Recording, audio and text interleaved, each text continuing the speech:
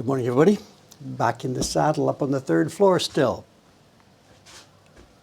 Soup, soup, soup. It's a soup day today. You've seen this many times before. Whatever, the schedule is what it is. The schedule is what it is. What I've got today for you, of course, I'm going to be doing sizing. We're sizing on some Takinaga paper that's going to be sent to Chiharu-san. It's one of the back numbers, Kyoto Journey series. We're running low on some of the prints. So we've got to do some more reprinting on Kyoto Journey. So what we're going to be doing today is you'll see long, thin strips of paper that will make 6 prints each. I've also got a little bit of video replay from yesterday's session up here. I was working on, of course, finishing off the blocks. Last time you saw them, they were in a press full of squeeze out. And when I read the chat later that day, it wasn't until evening that I read the chat. Oh my God, everybody was so concerned. Dave, this is wrong, this is wrong, this is wrong, this is wrong. Okay, whatever. The blocks are here, they're okay. There was nothing so bad or so wrong that we couldn't get good wood blocks out of it. I've got a bit of video to show you as we get going here about what actually happened yesterday. The whole block making thing, you know, we showed it. I had forgotten this. We had showed it in the stream here. Behind me, we've got the bottle jack, and we used to do that. That was when I first set it up about 6 years ago, 7 years ago. I'm delaying a little bit here because the glue is still warming up a bit. I've just pumped it in, and I got another 1 or 2 or 3 minutes before it's warm enough ready to go here. So actually, what I guess we could do then, while the glue is warming, we can show that video. That's probably the best way to do it here. No, it's not that you were all wrong. People had very sensible suggestions, of course. And a couple of things. When I read the chat, one was it was a slap upside of the head moment from me. Somebody whose name I don't remember at the moment. Somebody was concerned about the slippage. Of course, I put lots of the epoxy on, and as I put each surface on, they of course are quite slippy. I wanted to put enough on that it would fill the gaps and stuff inside the unplaned wood. And somebody suggested, Dave, put a sprinkling of sugar or salt in there. And once you do that in the glue, then when you start pressing it, the salt grips the thing, and the wood doesn't slide anymore. And I had known this a million years ago back making guitars. Somebody gave me that tip, I don't remember who. And when I used to glue the bridges on the guitar, and if it was slipping, that's deadly, I put sugar in there. And somebody reminded me yesterday that would have been a good thing to do. Thank you very much. So that's clearly a forgotten thing on my part. The other thing people were worried about, well, let's tee up some of the video. We can talk about while looking at the video. While we're waiting for our glue to warm up here, let's look at some video from yesterday.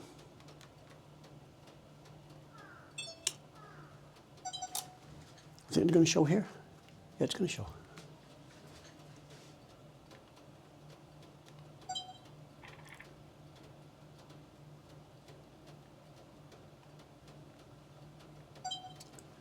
Here's the stack as it came out of the press. The whole thing came out of the press easily because I put paper on top and bottom. And it took putty knife. You see the knife there? The putty knife just simply poke it in, pop, poke it in, pop. So there was no great trouble getting the block separated. Because what I had done, I'm going to stop this just a sec. One sec. Pause. What I had done, while the stack was in there, people had been really worried about the squeeze out. Of course, I had gone in there with a stick and wiped out as much of the squeeze out as I could. So I wasn't faced with a massive, huge lump of rock hard epoxy.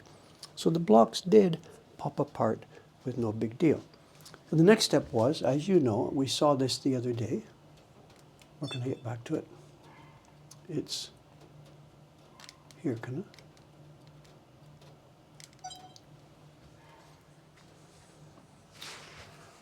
I? I don't think there's going to be a massive noise here. We have to hear it through my microphone. One sec.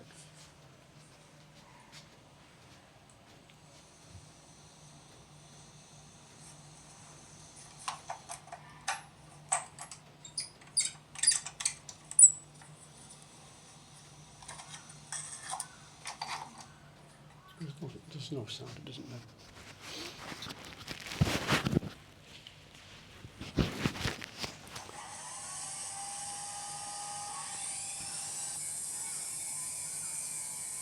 So again, totally safe, no danger to hands, limbs, and off it comes. I'm not worried about the saw cutting through that epoxy. This kind of saw can really take care of that epoxy. What I didn't want to do was put the epoxy into the planer, because the plane blade, of course, really gets mucked up. So there's the deal. I just simply cut all the faces of this off. Now yesterday was really a chaotic day because I was doing this while running down into the shop. After I did that step, got them off, next step I pulled out the planer again and ran them just through the planer to take off the last little bit of dirt on the top. But I didn't video it, I'm sorry. I just running up and down, back all over the place. Also, before putting it in the planer, I did do this before running downstairs. Here it is, after the edges are all trimmed. I didn't want to put it in the planer without getting rid of the last bit of glue there, because this epoxy would gum up a plane blade.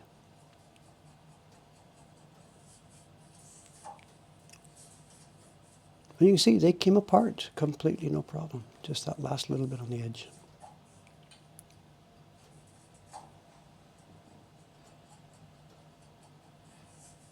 Boom. Once that was done, into the planer they went, but I was down for lunch and I forgot to video it. And coming out of the planer,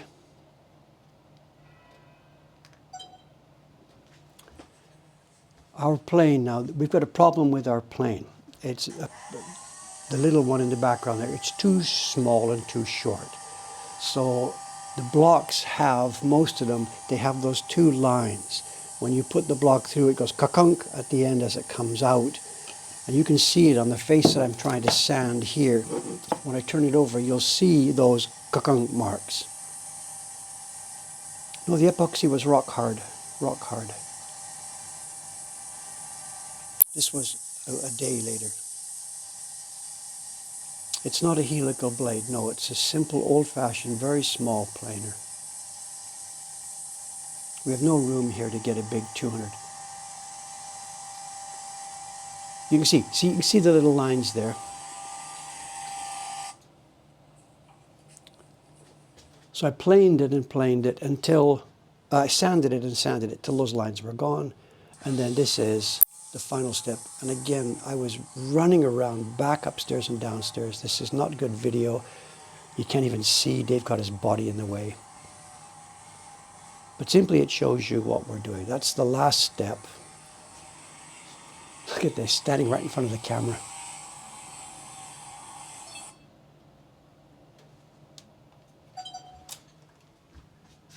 So that's the video from yesterday. The blocks came out really, really quite nicely. They are sanded with that buffing sander to a 1200 grit. I would like them to be more, but that's really all the capabilities we have here. They're really kind of nice. They're smooth. I would like them to be polished a bit harder. When Matsumoto-san's doing this, he uses about a 3200 grit with water spray. He does his final sanding as wet sanding. We've tried that here, but just doing it on the desktop, it's just an absolute mess. So there we are. There are our blocks. And some of the ones I made, you can see it's not balanced well. We have some wood here that is too thick. That stuff we saw yesterday, 2 days ago, it wasn't thick enough to cut in half. It was too thick to make one.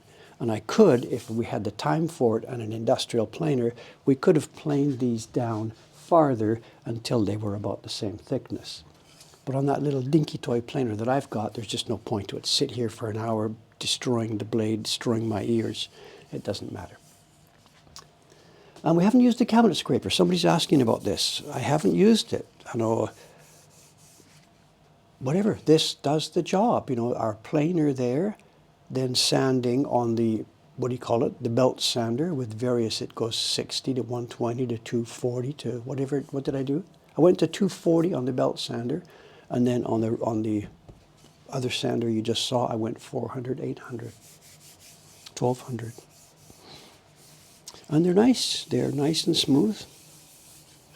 I would like them to be a bit more polished, a bit harder surfaced, but there we are. Okay, that's a recap of what we did yesterday. Something else that goes on, we code all our stuff. We do it with two things. It's coded with the date that these things were bonded together, and it's coded with the raw lumber that we got. When we buy wood, we code it with a certain 4-digit thing so we can follow it through our process and right to the end. So when we're carving this and we can think that's a good one, that's a bad one, we know what piece of raw stock it came from. It doesn't really help us much, because if I learn this, that wow, YHOL is a really good piece of wood, let's buy some more, we can't do that, because YHOL, it came from Yahoo auctions on a specific batch, and I can't replicate it. So even knowing that that is a particular nice piece of wood doesn't help me. But we're trying to do the right thing. We're trying to keep lot control so we can keep track of what we've done. Paper is out. The freezer is right here. Paper is out for Ishikawa Yoko-san. She may be coming up any minute now to disturb us coming up the stairs. Let's get to work.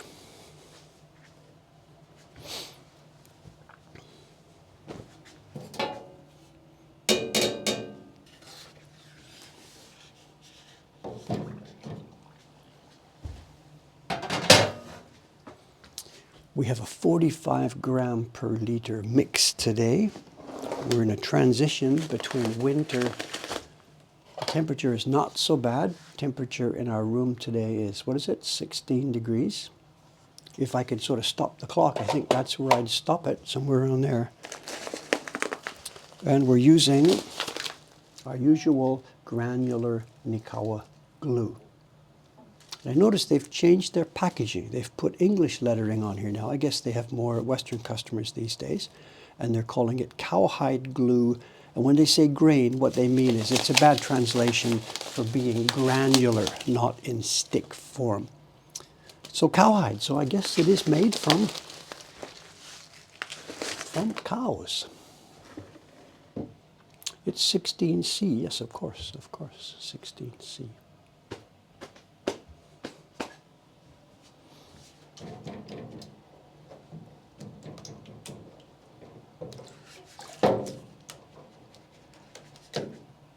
How many sheets do I have here? Let's see, what have we got? Let me check a sec. We have 9 large sheets cut into thirds. So we have 27 pieces of paper we'll be going through the table today. I do have a show and tell envelope prepared if the timing works out and we have time to show it. Your socks are safe. It's not something specifically dramatic. It's just some more prints.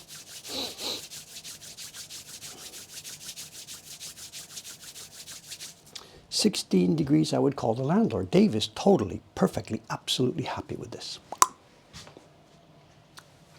As I said, I think if I could stop it year round, this is somewhere around where I would stop it.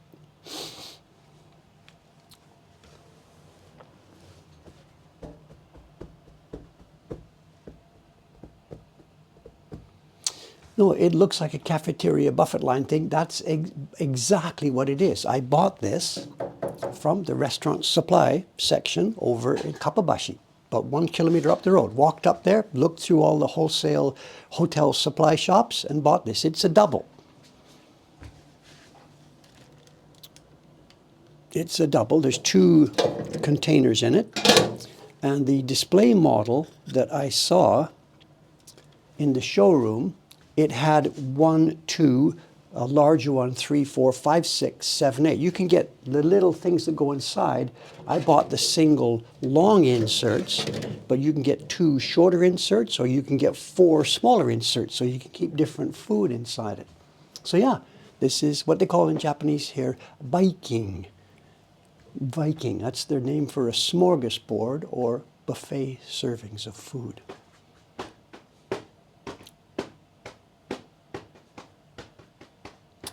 In the 2017 video going up now, you left the paper for an hour before hanging. Yeah, when I first learned about sizing, I had first seen it at Misawa-san's place. He's a professional sizer. back in 1989, 1990, somewhere on there, I visited him and I wrote a story for my newsletter.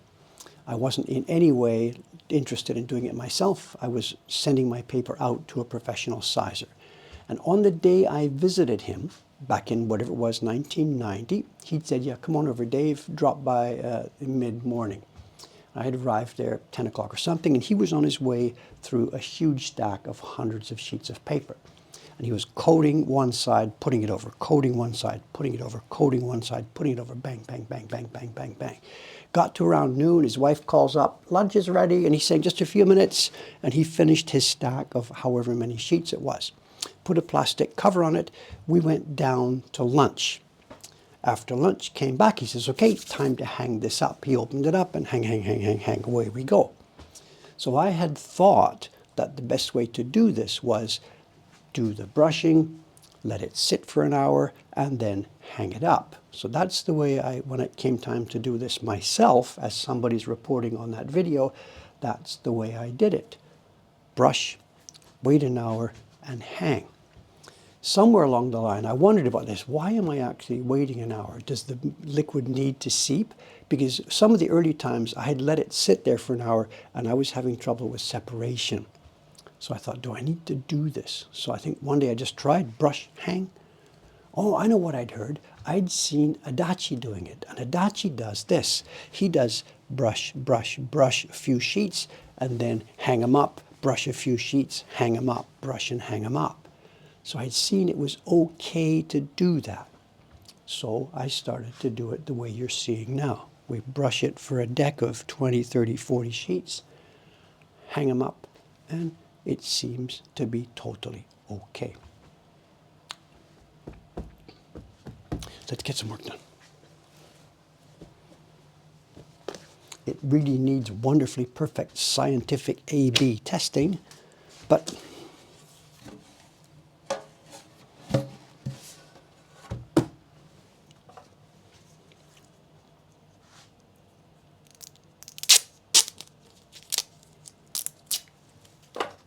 let's go.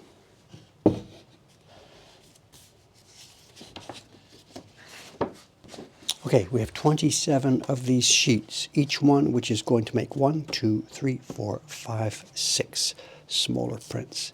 And this particular sheets of paper, they're destined to become the Kyoto Journey print that we call In the Market. It's the print of Nishijin Market. Put that testing on the ever-growing to-do list. Yes, the infinitely long, ever-growing, never-shrinking to-do list.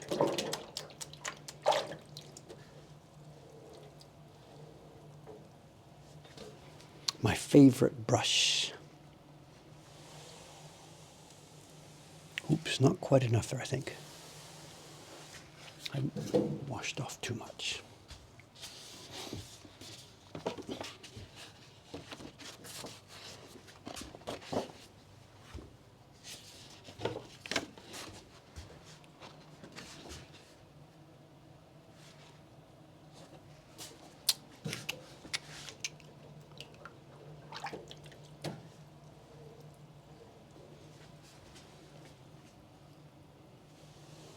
Yes, better.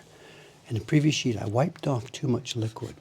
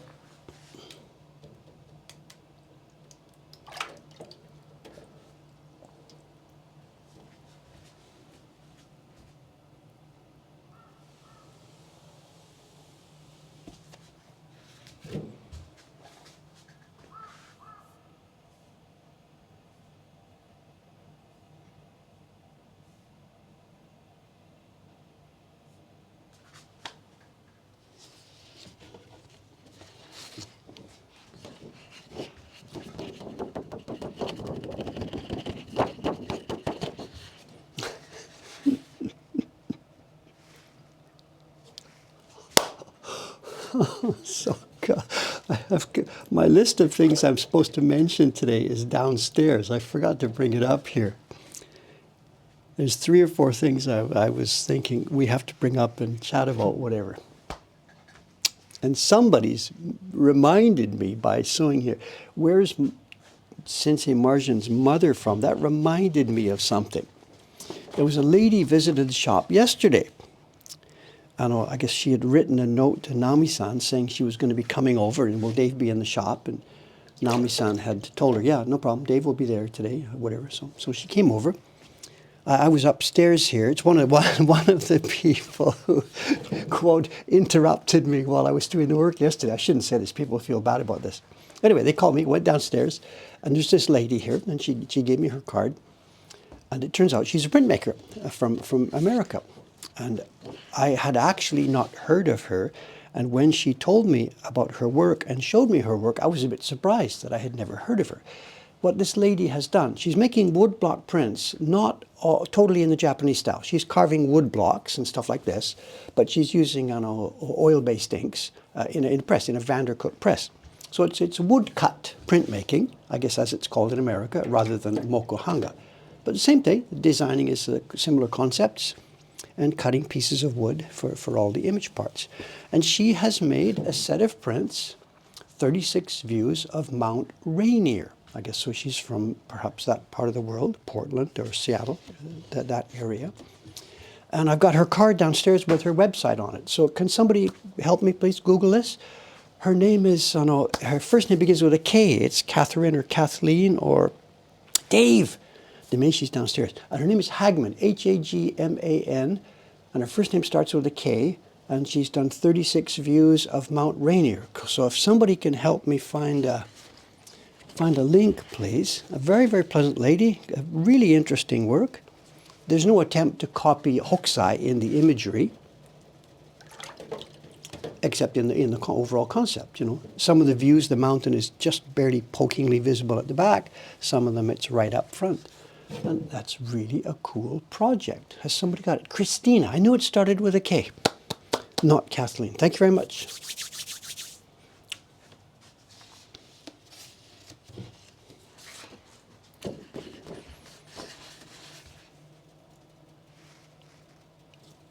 What reminded me of it? You guys were talking in the chat that reminded me of her work. Interesting how brains work.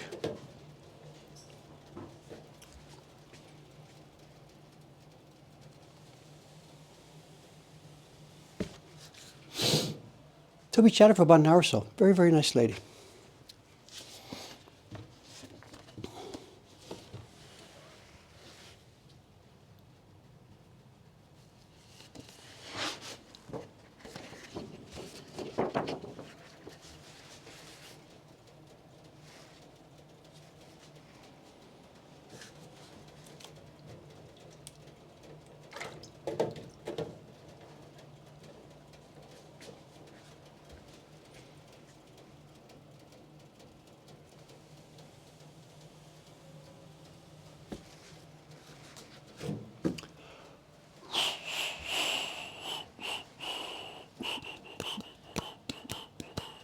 Little Neutrino found the link. Thank you.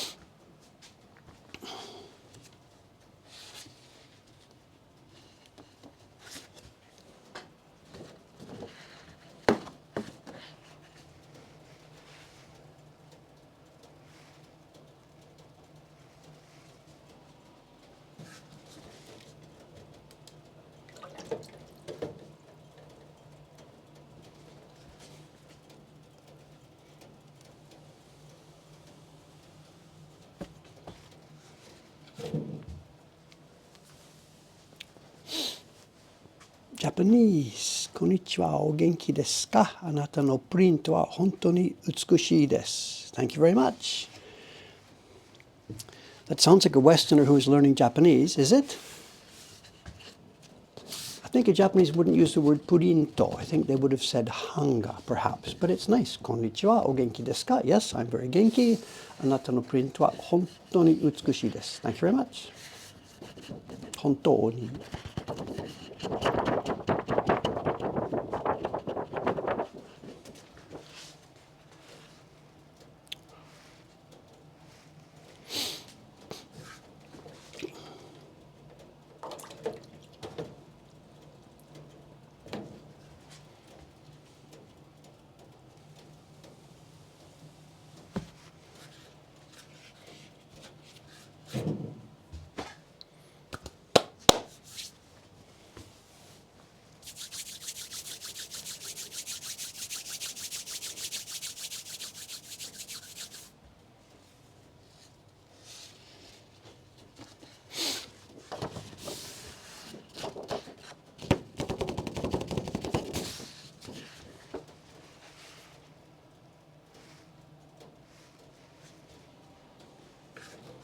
Someone's questioning about the price of her prints. It's a different approach from what we do. The prints, as far as I understand, I guess, are limited editions. I don't know how many she made of each one. Maybe there's information there. But if you've got a print and you're going to do it only as limited and you're only going to make 20 or 30 copies, then all of your costs, carving the blocks, getting everything ready, living for a month, 2 months, it's all got to be rolled into the cost. So yes, limited edition means more expensive. And her way of doing it, 325 each print, that's not our method, but that's fine. It's a different cultural approach.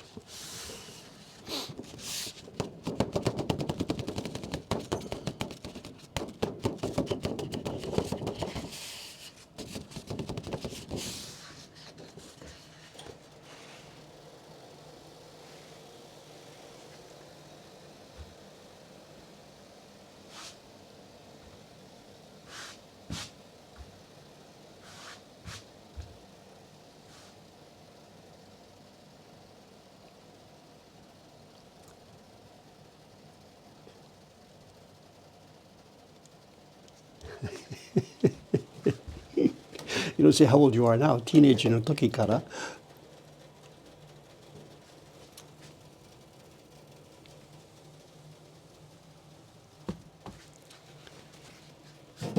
Mr. Shelby, is it?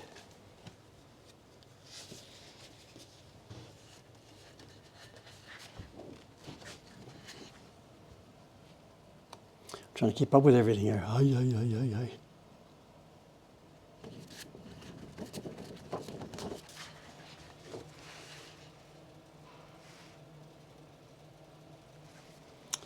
You're talking about the etymology for sizing. I don't know. I think it goes back to when they're applying gold leaf, or maybe even earlier. I know the people who are doing gold leaf on stuff, the liquid they coat the surface with before applying the leaf is called size.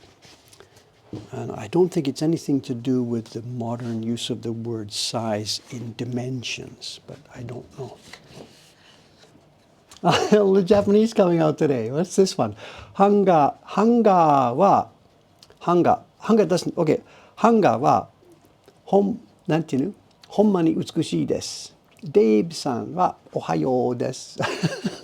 Interesting use of Japanese. Thank you. Ohayo is fine by itself. You don't need the des on ohayo. And hanga is a short. It's hanga. 3 syllables. Ha-nga. It's not hanga. I think, I get confused about this. The hanger that we use to hang clothes up, you know, the clothes hanger. Hanga. I think that's 4 syllables. Somebody correct me if I'm wrong. I think that's ha-nga. That's the thing as in a hanger, a coat hanger. And the things we make, hanga, is 3 syllables. Ha-nga. Or is it the other way around? No, it's this way around. Lots of Japanese today. これはペンです。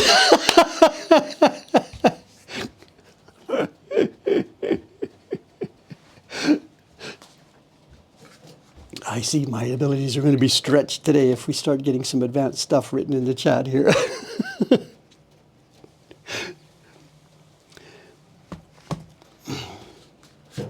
We set a rule, Saturdays are Japanese day or something, so whatever.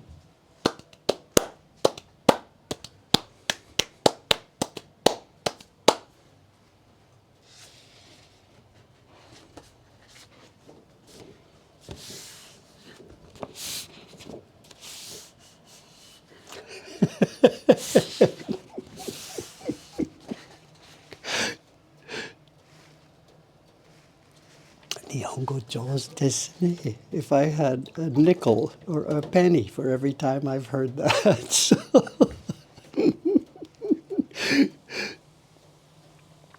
after 40 years, oh my God, if I had a nickel for every time I've heard it. Nihongo jozu desu ne. Or sort of, ohashi mo jozu desu ne. So someone's asking, why don't they stick together? The glue is light enough. It's not so sticky. If I left them to dry, the glue itself, well, it is glue. You can, there's a little bit of, I don't know, there's a little bit of stickiness, but not that much. If we let them dry in a stack, then yeah, it's game over, of course, of course. The one I just put down just now, we can lift it up. It's not so sticky. The liquid hasn't gone through to the back, really.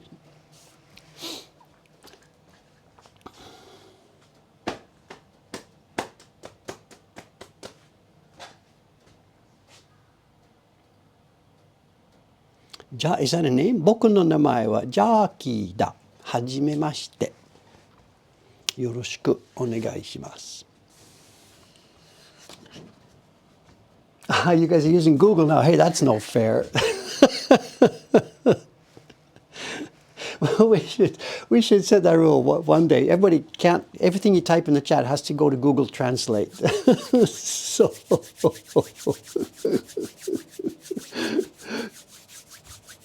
Google wa Nihongo jozu desu ne. We don't use Google so much anymore around here. We use Deepl, D-E-E-P-L. And wow. Google is, nothing wrong. Google is what it is, and it does some fantastic work. But for most of our work here, when we need to use it, I don't know, for business stuff or whatever, we use Deepl. I've got a link here, is it? Just a sec. Well, you can find it yourself easily enough. We use Deepl. And somebody says, it's spooky good. Sometimes it's spooky good. Sometimes not. There's a frustrating problem with Deepl that when we receive emails in Japanese, most of them have automatic line trimming. There's a difference. In English, there's word spacing. There's a space between words, and there's a period at the end. In Japanese, there's no spacing between the characters. They just jam up, as you've seen here. And emails, rather than go too long, almost all emails in Japan, it's kind of a parameter, it's always there. They're set for about 20 characters. So when you get an email, it's 20 characters with a line feed, 20 characters with a line feed. And we take that, if we take that and pop it in Deepl, Deepl thinks it's 20 characters, end of sentence. And then it tries to start a new sentence with the next one. So we have to, if we're really serious about this, we have to take the copy-paste from the email, drop it in a text editor, remove the end of lines, the line feeds, and then go back to Deepl. So for something that's as smart as Deepl is, I really wish they would get their act together and ignore line feeds.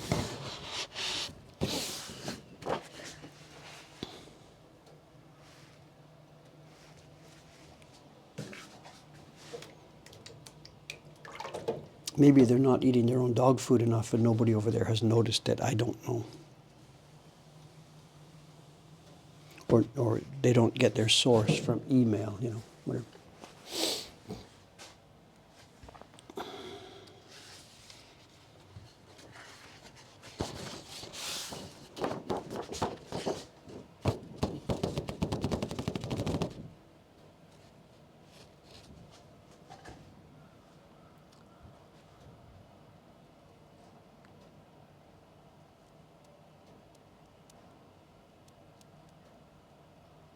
I know I'm seeing a lot of junk here now. I'm not, well, how much time to waste on here?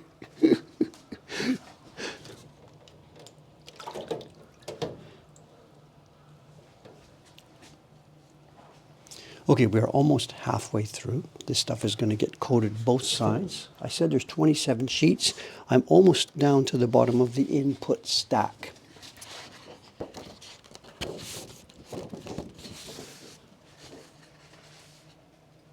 How's our time? Oh, we're okay. We're good for time. No problem. I thought we were going to spend more time at the beginning with that video, so it's okay. If I had known I was going to move along this quickly, I could have put more sheets in.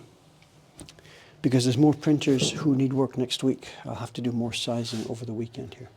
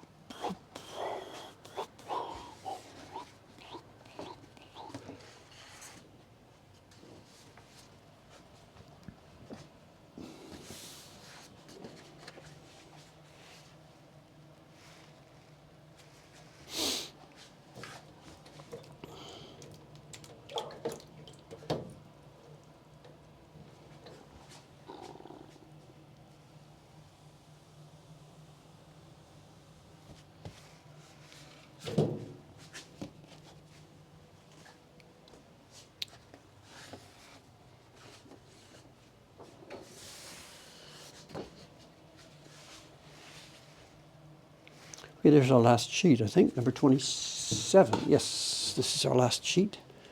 We're going to flip.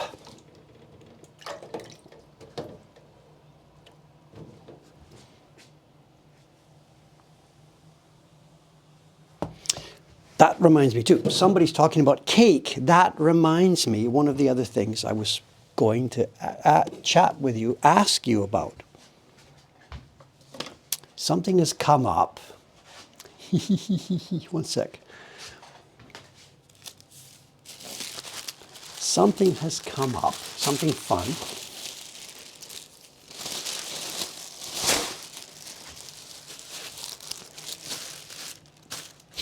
Let me flip this first. No, not barren cakes. What am I doing here? Just a sec. Flip, flip. Ready. Ooh. Barren cakes and cookies one day. No, it's a question of David eating cake and or cookies and or snacks and or whatever. One sec. Let me get this over here onto the... We're using an all hot carpet today, eh? All the carpet here is heated,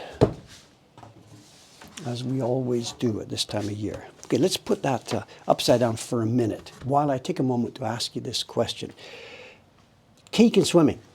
It was my birthday last week, we all know that, and maybe those of you who have been here a few years might remember 3 years ago, when it came to be my birthday as I was 70, I did something different. And on a video, we've seen this before. Is it still here? It's probably not here anymore. No, the original pictures are long gone. But I had seen on the video that year that I had felt I was gaining weight. And it turned out I had. During the pandemic, when we didn't do much or didn't do anything or whatever, I had gained a whole bunch of kilograms. Not like in a grotesque way, but I was heavier than I had wanted to be. Turned out I was about 70 kilograms, which was way heavier than what I had been for most of my life. So you guys know this story. 3 years ago exactly, I had signed up at the local fitness center. And it turned out that I had signed up on my birthday thinking I could start that day. And no, the rule is you can sign up whenever you like, but you're only allowed to enter the building for the first time on the 1st of the month or the 15th of the month. It's Japan, just rules, whatever. So I signed up on my birthday and had to wait 3 or 4 days and started November 15th. And this was 3 years ago. We've now passed all of my 70th year, 71 and 72, and I'm now into my 73rd year. And as you know, we've shown this before, it's weight charts, but this time it's different. And I got a question for you, and I got a concern for you. I keep a weight chart. I weigh myself at the pool every time after a swim, get out in the shower, have a wash, get in the bath, come out, and before I get dressed, I have a weight. And here was the way. We've seen this before. The first year at the fitness center, it really, really did work. There was 3 or 4 things different. 1, I had been exercising every morning. 2, I kind of stopped having a snack before going to bed. I had just somehow been in the habit of getting a cup of tea and maybe a donut or something like that before sleeping. So I cut out the donut, I went exercising, and I also cut out a lot of, instead of having an automatic beer every time I went for dinner, sometimes I would just not have the beer. So it pulled me down to the weight of which I thought my ideal weight was 63. You've probably also seen this. This is the second year at the center. It didn't stop at 63 there. It cut down a little bit towards 62 and then held at 63 through the second year. There was a dip in July. I have no idea what happened, but whatever, so be it. I'm not trying to control this. I'm just living, eating a normal diet for me and whatever. But the third year now, and you haven't seen this before, this is the third year.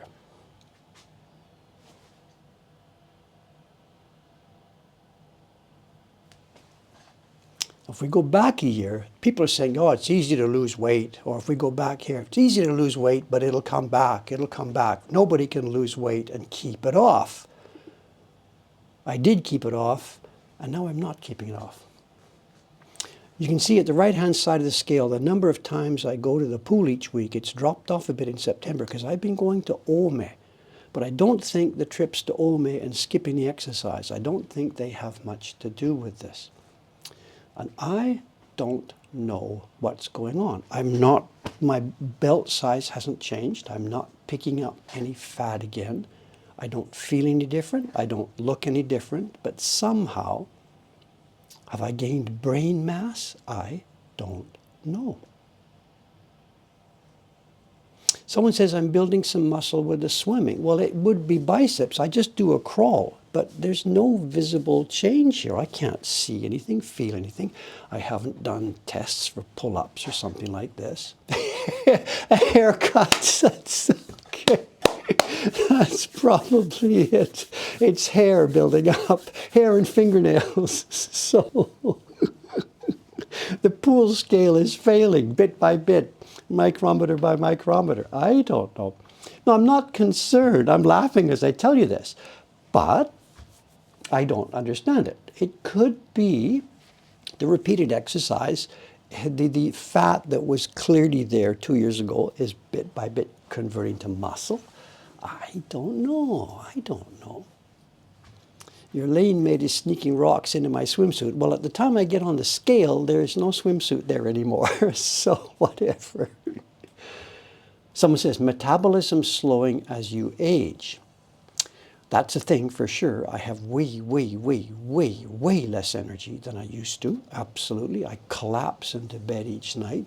In the morning, instead of getting up, wow, let's go, I get up and it's, okay, let's get going. Do I have access to another weight scale? Well, not really. It's the same scale that's always been there all the time. I could see if there had been a sudden change, the scale could have been off, but a slow change like this, I don't think I'd blame the scale. I don't know. Became more muscular, intricate muscle screw. I am swimming faster, so maybe about the time. When did we do that? I started changing my swimming technique. I am swimming faster, which to me would burn more energy. You can't get faster. Even when you change your technique and get faster, it's got to be a way to use more energy, obviously. I want to test for fat percent. I don't quite know how to do that. I don't know. Maybe muscles I can't see.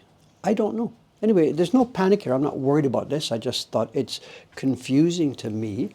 We're looking at 2 kilograms over a year in a direction that if it keeps going, then I'd be concerned because I don't want to get, overweight again. There's someone saying this is marginal. It's basically over a year, 2 kilograms over a year. That's it. It's my ego. This is a thing, My head, people in the shop, Dave, you're such a cool boy. You're a good boy. You're a good boy. You're a good boy. My head has expanded this much over the past 2 years.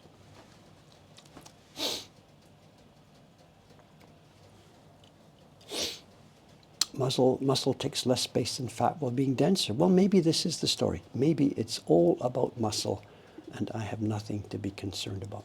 We'll see. What I don't know now, though, is what's my normal weight, and I don't know. And maybe at 73 years old, maybe there is no normal weight because things are changing. I don't know. Anyway, I'll report back a year from now, and we'll see what the next scale, the next chart shows.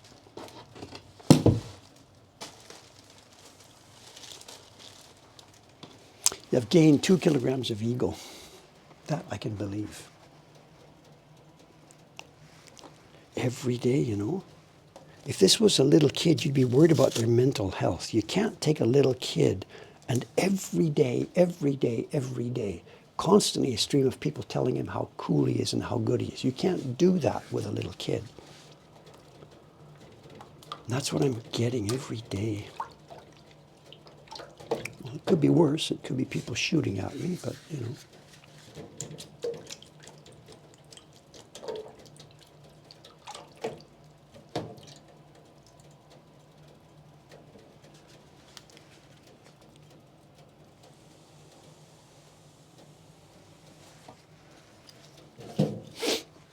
Okay, 27 sheets. We're still okay, 848. Yes, that's it. It's going to ruin my character when I grow up, so. You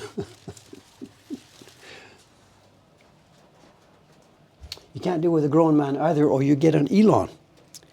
Well, I don't know. If you see me going in that direction, take me out behind the back of the barn. You know what to do.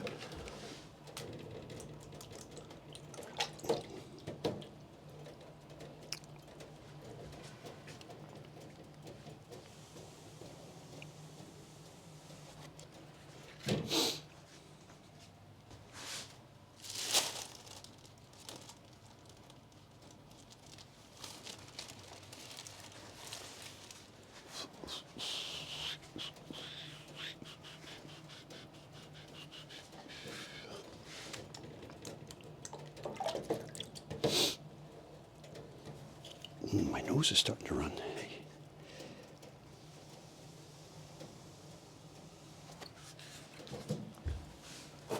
Excuse me.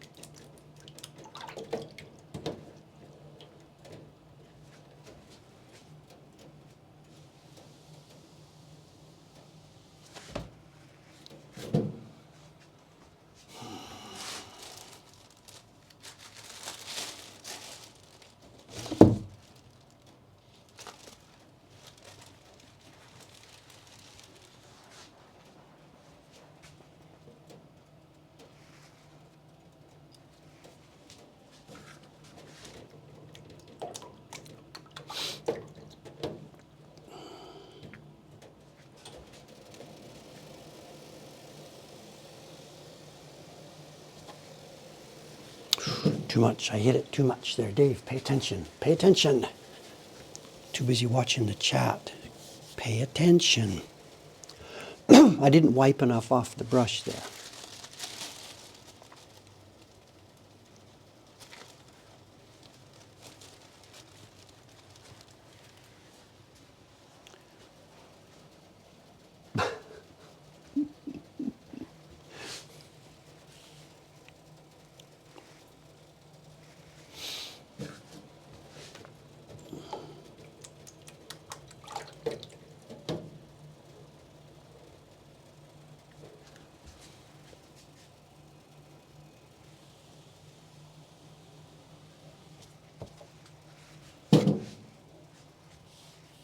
Looking good, looking good.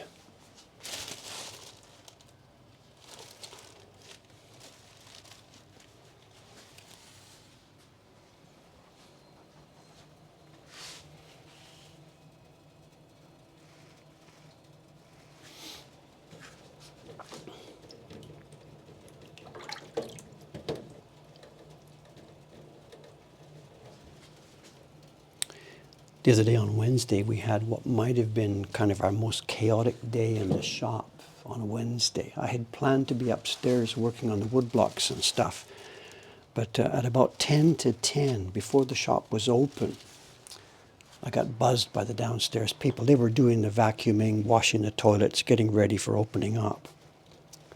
The staff gets here at 9:30. They spend a half an hour cleaning up the shop, brushing the floor, doing the toilet, getting the stuff ready, getting the cash register ready, stuff like this. And then around 10 or a few minutes before 10, they normally open up. And they buzzed me about 10 to 10. So I came running downstairs, and there was, with no exaggeration, there was about 12 customers in the shop already at 10 to 10. And it got worse from there. It got worse from there. It got better from there, whatever. And we had time, people couldn't get in. There was on Wednesday morning, there were people outside who couldn't get in.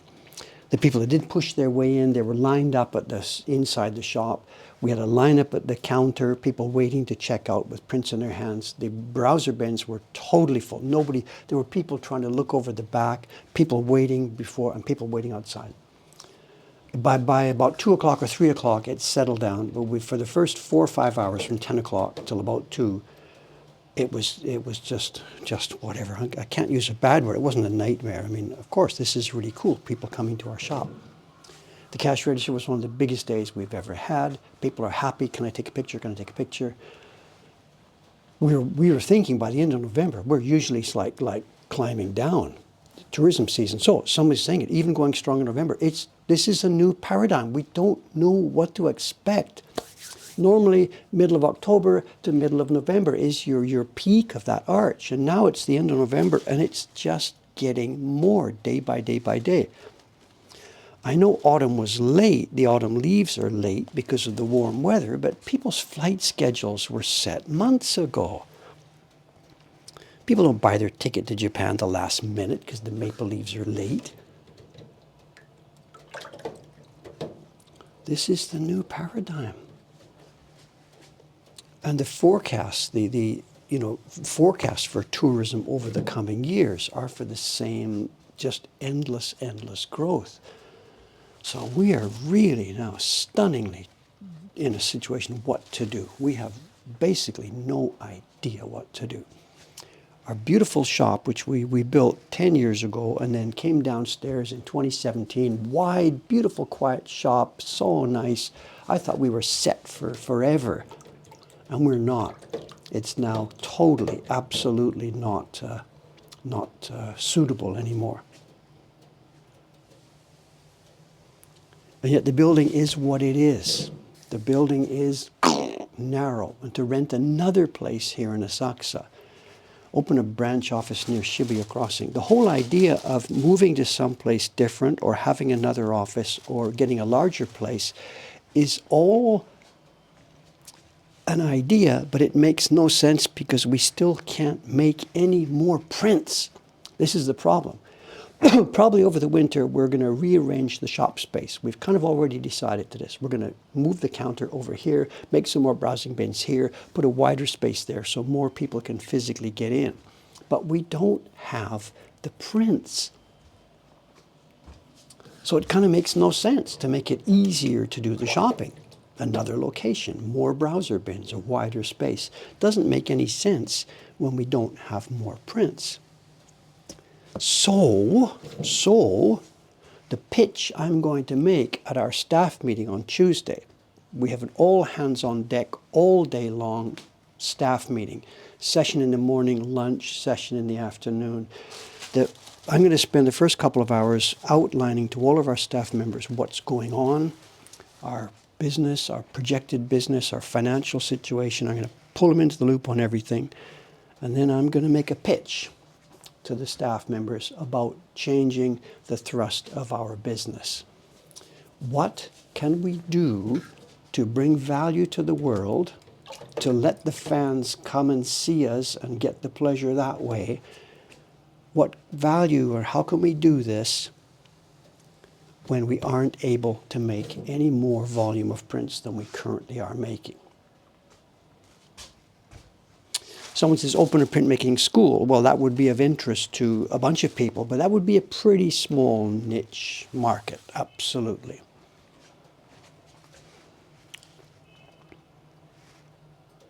I think the answer is pretty clear. I've been sort of talking about this for a couple of years, trying to get my head around the idea, thinking about it.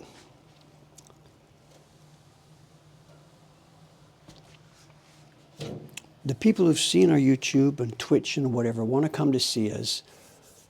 They want to come to see us and they want to enjoy the being part of what we do. At the moment, that means buying a print, they exchange money and they take home a print that we've made. But that's not the only way to bring value to people who want to come and share our world for a few minutes. Someone's suggesting print parties. That would be a way to do it, but that really isn't going to help us. That would be 4 people. We could serve 4 people once an hour, 2 staff members.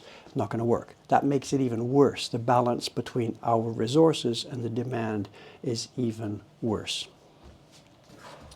So print parties is not a practical solution for this problem. It doesn't allow us to serve people. When I say serve people, I mean give them the value that they want when they get on the airplane and come here to see us. They want to enjoy part of what Mokuhankan is doing. At the moment, they get that by walking in the shop, seeing it, chatting with me for a minute, and buying a print. That doesn't scale. The shop opening hours, we're going to be posting them on the website soon. The shop's open normal times. We're going to be closed 1, 2, 3. January 1st, 2nd, and 3rd will be closed. If I remember it right, January 1st is a Tuesday anyway, which is our normal closing day. And then 2nd and 3rd will be closed. So if you're coming over the holidays, forget 1, 2, 3. Forget 1, 2, 3. The rest of the days is our normal schedule. Okay, a couple of you are popping into the chat here with sort of the thing. And the idea is gallery / museum / whatever. That way, if we have this set up properly, it's like the Ota Memorial Museum. That's a building full of prints. People come to the front. They pay a fee to get in or whatever. That's irrelevant. And they spend 1 hour, hour and a half, 2 hours enjoying prints. So that is another way we can bring value to the world that would scale. We have 10,000 plus interesting woodblock prints here. So the kind of idea we're thinking about, if we can make this happen, is this. The first floor, rearrange it so that it's a bit more comfortable for people to be in. Rebuild the staircase at the front of the building so that there's access to the second floor from inside the building. And up on the second floor, kick out all the office people, kick them out somewhere else. And the second floor would be a small museum, gallery, exhibition space. Free at first, but then as we get a reputation for being a really cool, interesting place to go and see interesting stuff, then turn it into a business model and charge admission for it. Something like this. So fork our business. We're not just going to be a printmaker or a publisher. I think we should also be a print, what's the word? A print exhibitor. Tokyo is desperately short of interesting museums, interesting places for people to go.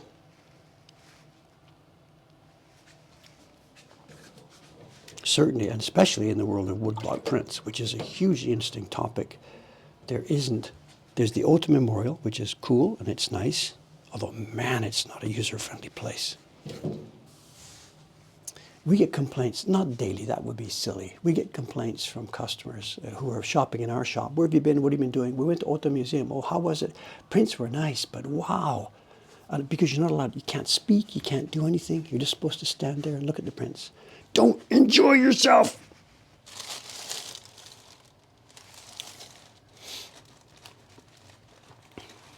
So, Japanese people, don't forget to think about timed entries to the museum. It could get as crowded as a shop. Yes, of course. I know the idea is first to build some kind of exhibition space up on the second floor. It's not all that wide.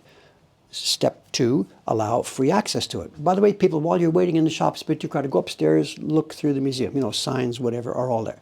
No charge, just whatever, blah, blah, blah. And see, test the waters. See how it goes. See how people are interested or what. And then if it does look like a viable thing, then, okay, do we need that to be in a separate building? Talk about renting another facility to build it, you know, take it from there. First, test the waters. How's our time? 9:02, we're almost finished this stack. I think we're okay.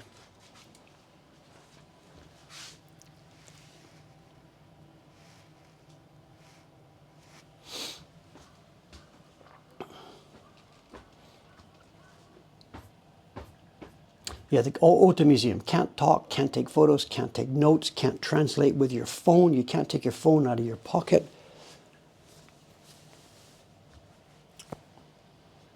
How many times per minute do you think people are going to ask if they can buy the stuff in the gallery?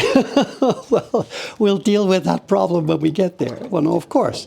The gallery upstairs it'll be clearly marked. Dave's personal collection, nothing for sale, of course. I mean, I think when you go in the Auto Museum, I don't think anybody there asks, can I take 2 copies of that one, please? I don't think that's how it works.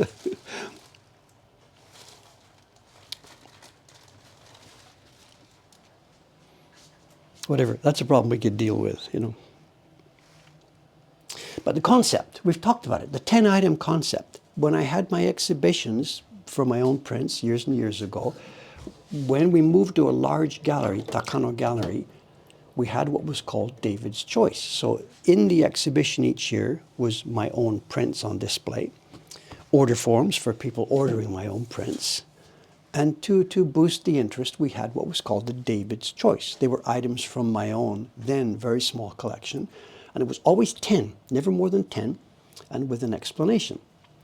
And we give a gallery talk about it. And the idea that I would try for the little museum exhibition space on the second floor of Mokuhankan is this. There will never be more than 10 items on display. Never more, never less. There will always be 10 items. There will be 2 QR codes next to each item. The items will be lit beautifully, the way we try and show them here, you know, on the Mokuhankan collection. And there will be 2 QR codes, and one's a short course and one's a longer course. And the short course is, you hit the QR code with your phone, and it's my speaking 2-3 minutes what you're seeing.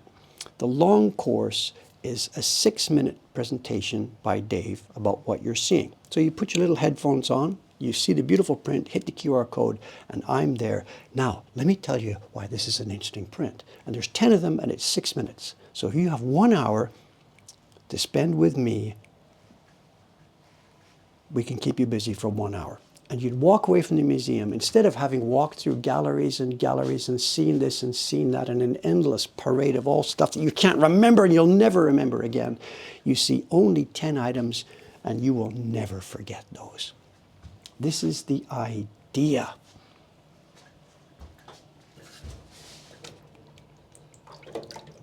Now the downside of that is, of course, okay, you sit there looking at the print, you hit the QR code, you got your headphones on, and you got 6 minutes. But then somebody comes and stands beside you, he hits the QR code, 6 minutes. This really limits the number of people that can flow through that space in any given hour. And that's the thing that I'm having trouble reconciling. Is there any point building this? Because somebody says, yeah. But once there's more than 10 people in the building, okay, 2 for each print, 20 people, 3 for each print, 30 people, somebody else comes in, nobody's moving over.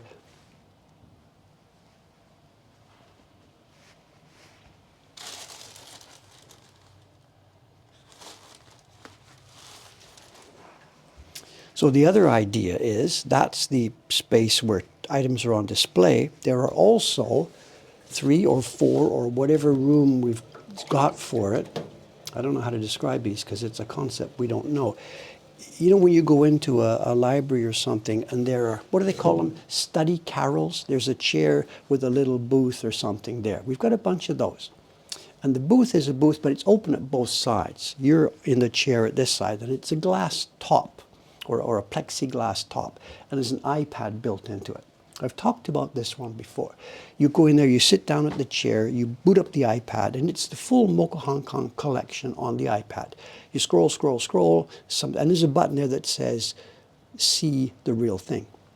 And you hit the button that says, see the real thing. And bing, a little bell rings in the back there, and the girl comes around, says, number 4, okay, 1 sec. And she goes to the big shelves, she opens it up, and she pulls out number 65423. She brings it to the opposite side of the carrel where you are, and she slides it under the glass where you are. So there's the real print right there. And of course, the thing under the glass has nice lighting, and you sit there, and if she's got time and you've got time, she can explain stuff for you, or otherwise she goes off to talk to the next person, and you sit there. And you look at the actual real print that you have requested from our collection.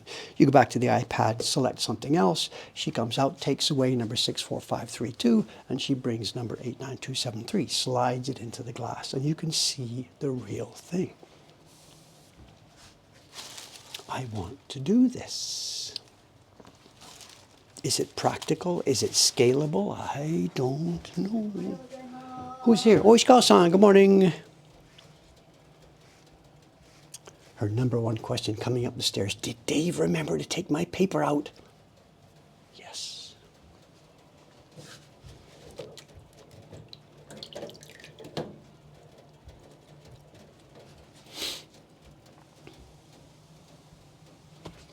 I think that last thing I just described, the study carrels with the look at the real prints, that would clearly have to be reservations and stuff like this, you know.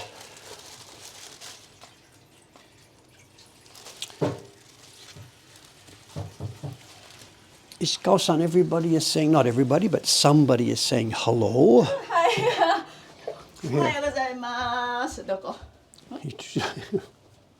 She's not that short. You're standing away from the phone, from the camera. Yes. It's Ishikawa Yoko-san, one of our top guns here. What are you working on? What are you making? Is it The Girl in Plum Blossoms? Oh, The Girl in Blossoms. Catalog. She's working on catalog number 21, I think. It's okay. What's the problem? The background? Oh, oh. She says, my hand hurts. Too much work.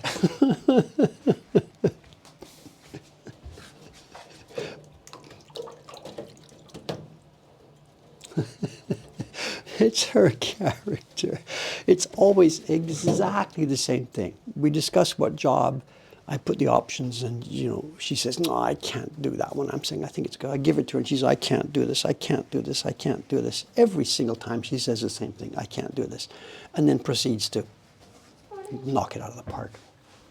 Oh, good morning, good morning. Sadako's here, 909. Hi.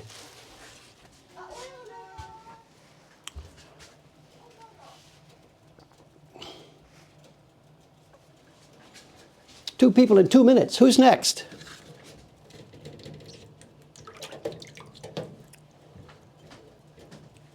Come say hello for a sec. I'm sizing. I'm almost finished. I'll be doing the hanging and show and tell. Come say hello. Sadako's here. It's 9:09, 9:10. Look at this. Hey, hey, oops, where am I? Everybody looks so shy. You're all recovered from the accident the other day? No, you're big. Strong. So, I didn't tell about this. Sadako the other day, she was in a coffee shop. I wasn't there. She told me about this. And there was some stupid cables on the floor, and she tripped on a cable. This is crazy to show. That was really dangerous. Yeah. But she related the incident to me. She trips and whatever, and a friend of hers had had the same thing and had smashed her face, banged it on the floor. That lady, a couple of times, she said. Yes. Sadako's a little proud here because as she tripped, remember, this is the lady who does exercise, stretching every night. Well, you can tell it, but she tells me she falls down and, oops, caught herself with like a push-up. Strong push-up. so exercise. I will go downstairs. Okay, get ready. Thank you. I'll be down as soon as I can. It'll be whatever, 9:30, 9:40, whatever. No Thank you. problem. No, the size difference is not. I think I'm standing closer to the computer here, and she was standing behind me. So she sort of looks, it's like one of those boxes, you know, the difference in height is not that much between us. Where is she? Here somewhere? I don't know. It was the same with Ishikawa-san. She was standing behind me, so she looked much smaller. So.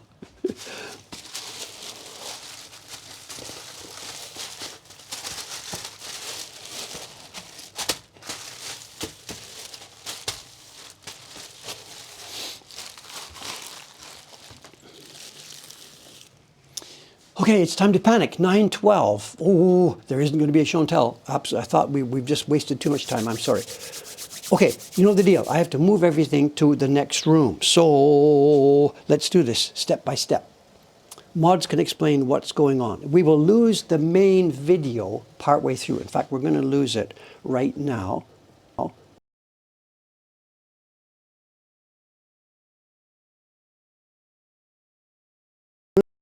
Video this way.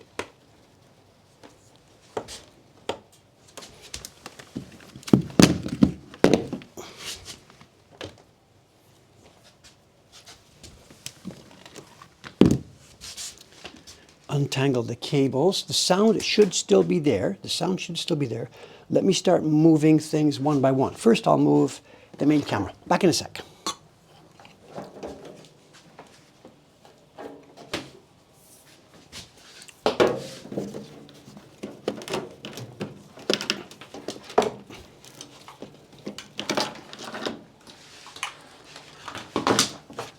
Gotta protect my brush, it'll harden up.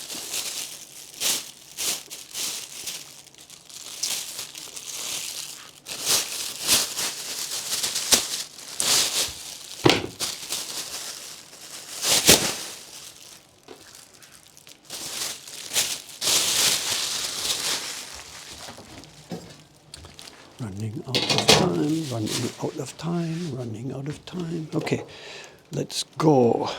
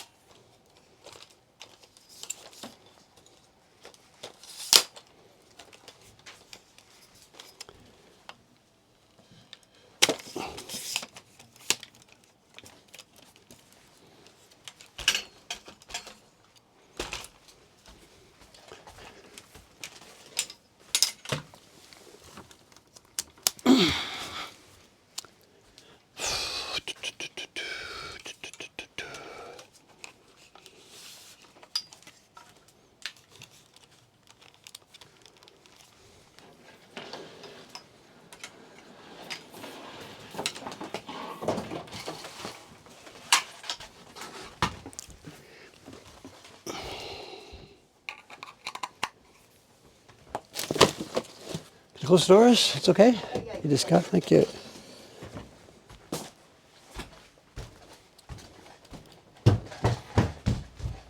Okay, sorry. Camera all ready. Now here we go.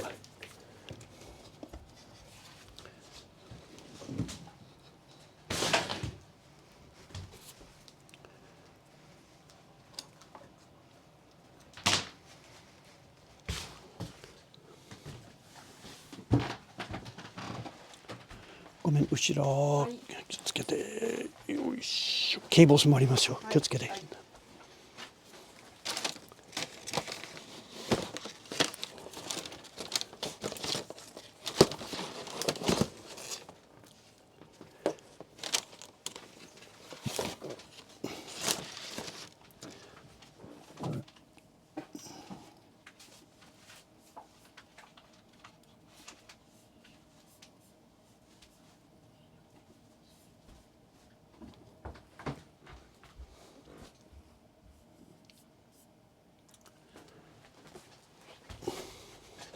Last step, the batch of paper.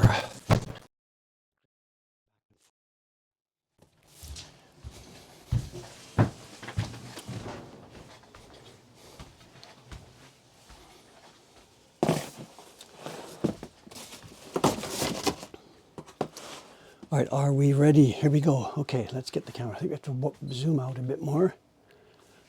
Here's the idea for those who haven't seen it before. The paper that we just prepared is right here, the stack, and it's going to go up there. We're going to hang it up to dry.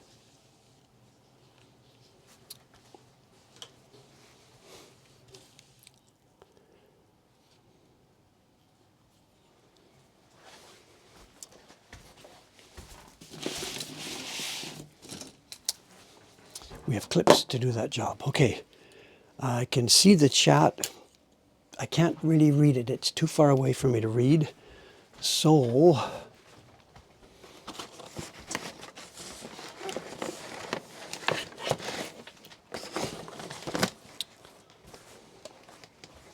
sorry, come in.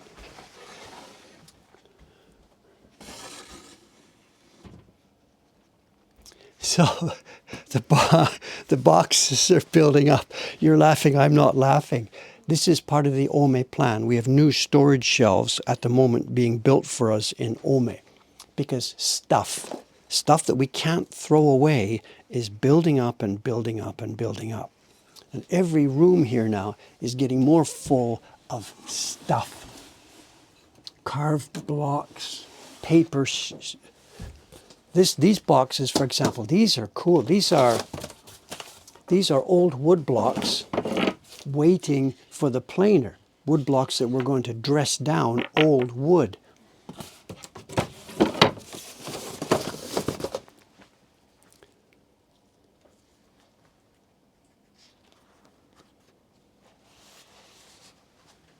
Someone's talking about the clips. Wooden clips are superior. Maybe so. I can't. I have no dog in this fight. But there might be something you're not familiar with. The clips we are using here are underwear clips. In Japanese, they're called shitagiyo. And the clips themselves, they have no teeth inside. They're flat, rounded, gently rounded plastic. No teeth. For obvious reasons. We want to minimize marking on the paper as much as possible.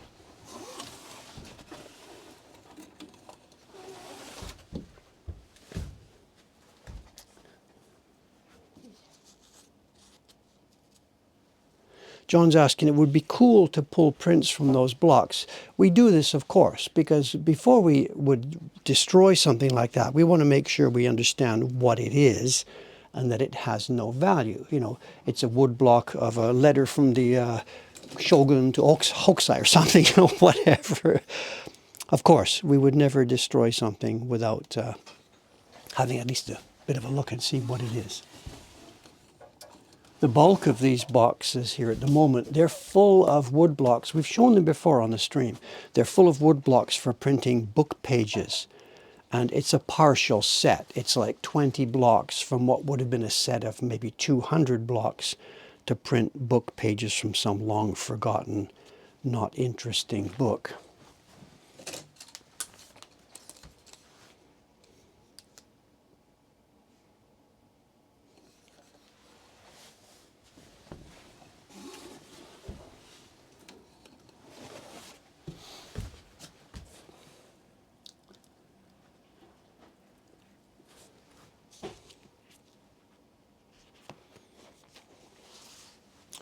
Now we have a slight problem here, given that I have 27 sheets and we're hanging these up 2 by 2 back to back. I'm going to have one left over.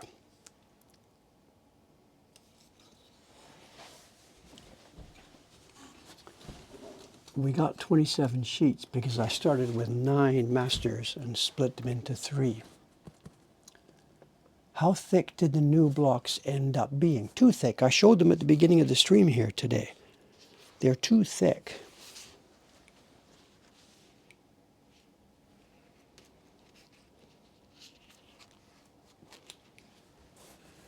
I feel like we're yelling. Yeah, sorry about that, I know, but I can only see it. It really helps. I'm sorry. Cut the last one in half. Well, no, because it's going to be 1, 2. Well, cut it in half this way, not while it's wet. Not while it's wet. What I'm going to do is this. Let's do it with the next one. There's 2. I'm going to take one by itself.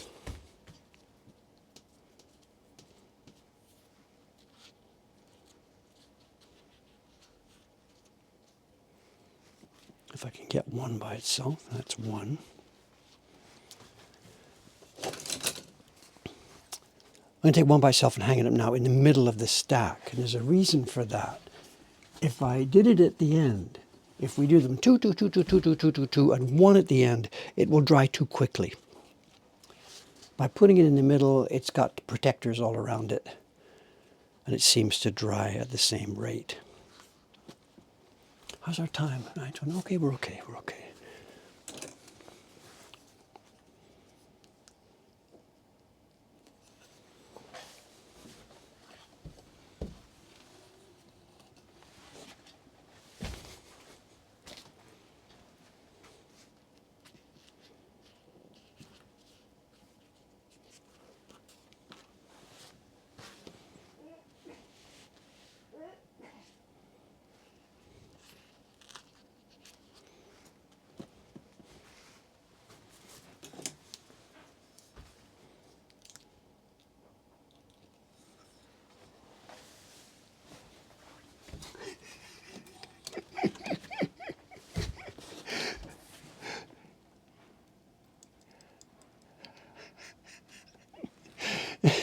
Somebody new coming into the chat at this point, seeing all this group of people screaming at each other. I'm sorry.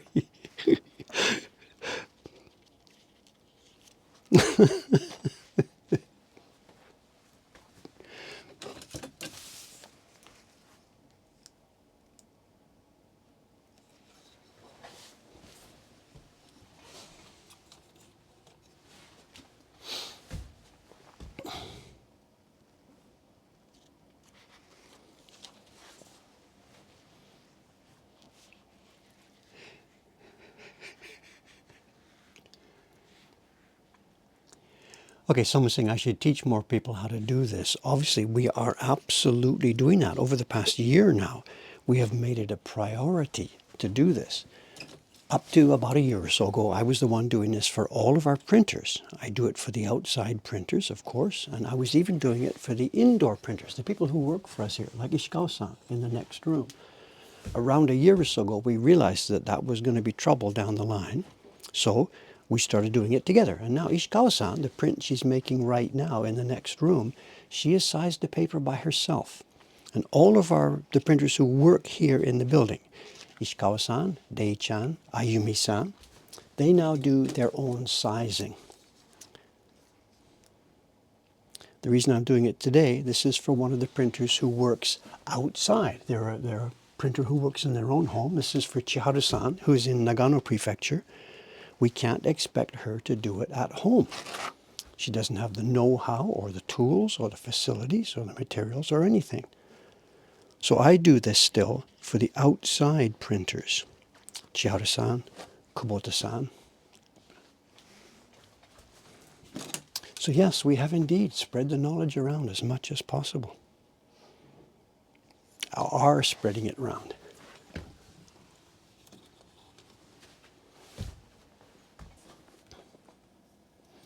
My right leg.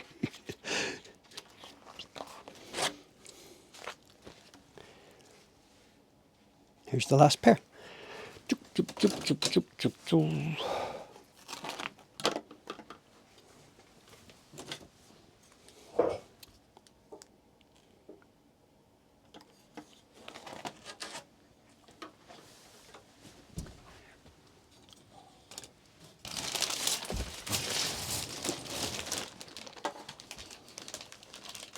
And there we are. Now this is not totally seal proof. It's not sealed airtight. It just helps reduce the airflow around so that they will dry slower. And it doesn't have water in it right now, but once the stream is finished, I will be booting up the humidifier. It's inside the tent there, and I will boost it so that it puts a little bit of steam inside the room. Not steam, but moist air.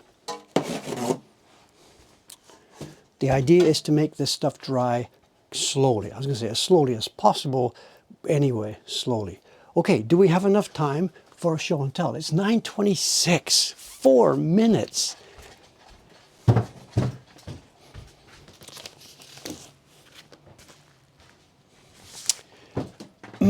Okay, that's fair enough. Okay, we have 4 minutes. I have a package of 4 woodblock prints, which maybe they would be nice to look at when we have more time.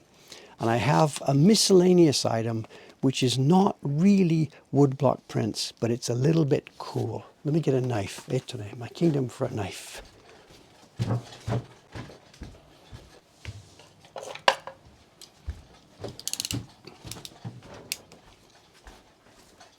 This is something we picked up from Yahoo Auction a few weeks ago.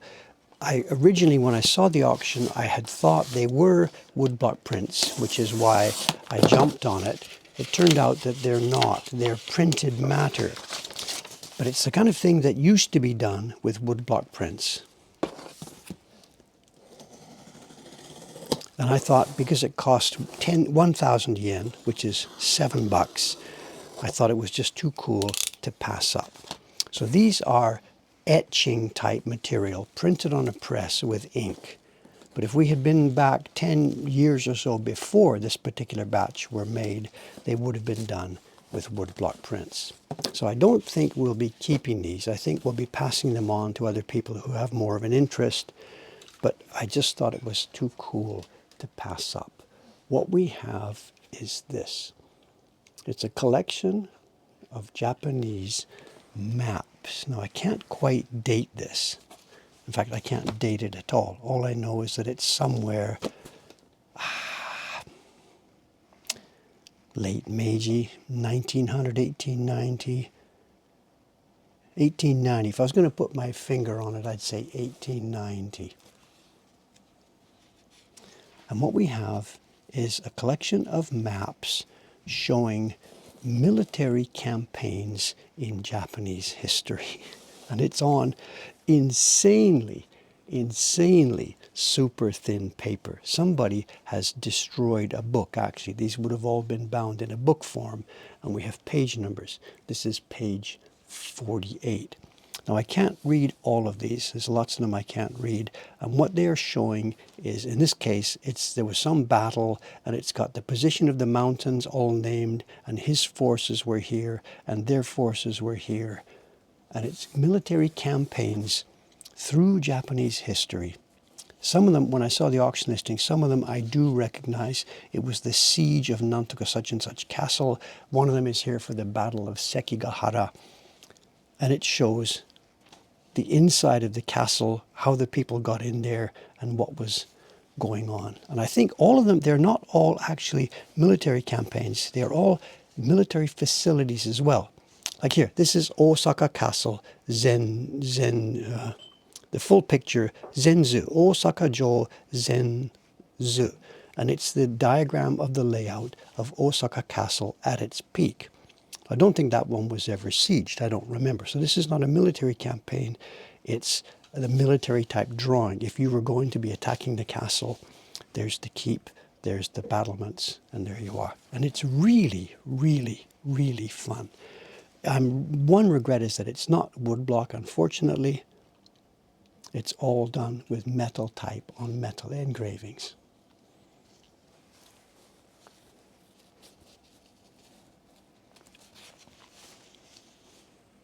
Shinshugawa Nakashima something. And if there is a famous battle in Japanese history, it will be absolutely included here. So if anybody has any specific interest or you'd like to see one of these, here we are. His forces here, the battalion number 1, battalion number 2 was here, opposing the other people on the other side.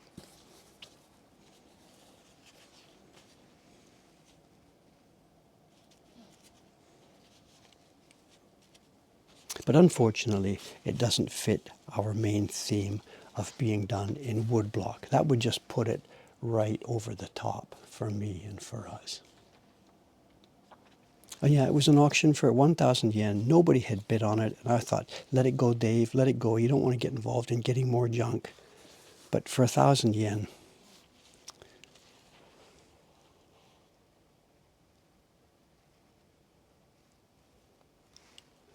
page after page after page after page. I have no idea how many pages.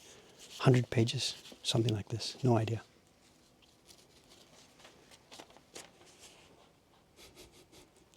And how would they get this information? If you're going to study maybe the major battles, Sekigahara, something like that, that changed the course of Japanese history, I get it. That's sort of documented. It's like the Battle of Waterloo. We can see the English and French forces, where they were, stuff like that. But every last little battle through Japanese history, all the way down, do they have this much detail known? Really? Maybe they do. I don't know.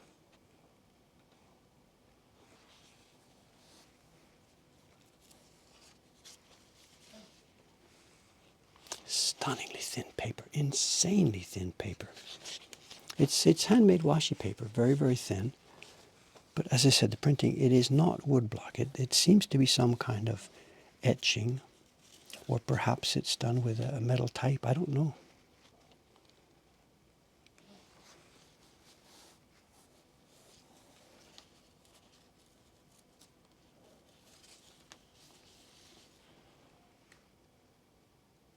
Anyway, there you are. Just a twinge of an interesting item. I'm sorry it's not specifically related to our main theme, but there it is. If somebody has more knowledge about this or specific interest in this, let me know, because for us it was just a curiosity to pick up instead of letting go by the wayside, you know.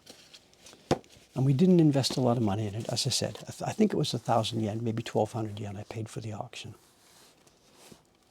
What's John saying? The Illustrated History of the Warring States period. I guess it's probably that kind of book, you know. And I'm sure it's probably not a rare item. Maybe in a used bookstore you can buy this whole thing still in book form without being separated page by page. So I don't think this is some special, spectacular, rare treasure. I was interested at first because I was thinking it might be woodblock, but no, it turns out to be not so much. So anyway, just a trivial show and tell. Okay, gang, you know what's going to happen. I've got to get downstairs here. I've got to get down to work. So it's Saturday. I'll be back here on Monday again. I'm really hoping I will have carving to do, because we have to get going on our Nenga print, the design for our New Year's card for this year. And everybody else here is busy, and that's going to fall to me. But I haven't figured out the design yet. So anyway, that's it for now. Thanks very much, and I'll see you next time. Now, how are we going to do this to zoom out? Can we find the computer screen so I can zoom out that way? Maybe. Let's see. This is the way we normally do it, right? Can we find it? I think we can find it. There we go. Down the hole. All right. Thanks very much. I'll see you on Monday morning. Bye for now. 3, 2, 1, out we go.